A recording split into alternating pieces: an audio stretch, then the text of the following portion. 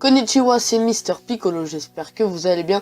Avant de commencer cette vidéo, je voulais vous informer que j'ai ouvert un compte ASK pour que vous me posiez des questions et par la suite que je puisse les répondre en vidéo. Le lien du site est dans la description et je vous souhaite une bonne vidéo.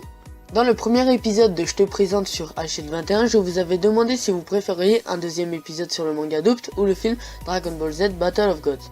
La majorité de vos votes ont été en faveur de Doopt et je pense que c'est parce que vous ne le connaissiez pas. Et c'est pour ça que je vais vous le présenter dans ce deuxième épisode de Je te présente.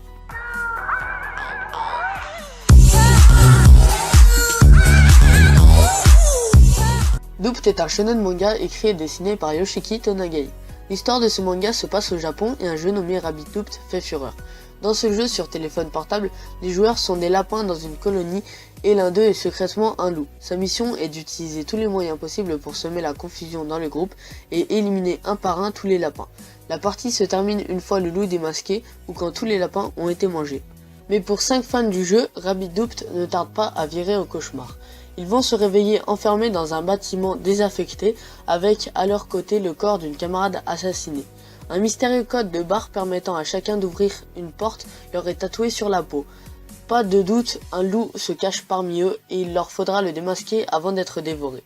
Le manga se résume à 4 tomes et malgré de nombreuses rumeurs, je peux vous assurer qu'il n'y a eu aucun animé. Yoshiki Tonagai a fait plusieurs autres mangas dont la présentation et le style est du même genre que Doopt. Prenons par exemple Judge. Il y a beaucoup de ressemblances, mais l'histoire n'a rien à voir. Certains fans trouvent qu'il ressemble à Saw, mais moi je dirais plus TV Show. Pour résumer, TV Show est un film japonais où une dizaine de personnes vont être enfermées une semaine pour une expérience qui rapporte beaucoup d'argent.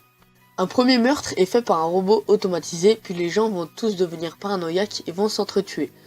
Et dans le sens que tout le monde se méfie de tout le monde, ça me fait vraiment penser à Doopt. Je vous avais expliqué qu'il se réveillait dans un bâtiment, mais je ne vous avais pas dit ce qu'il s'est passé avant.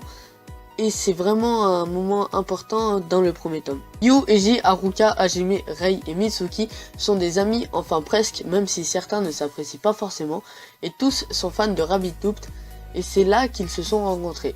Pour vous résumer, un jour ils décident de tous se rencontrer, et en soirée, ils vont décider d'aller dans un karaoké. Eiji va s'absenter pour aller aux toilettes. Voyant qu'il ne revient pas, Mitsuki va partir le chercher et va entendre des bruits suspects.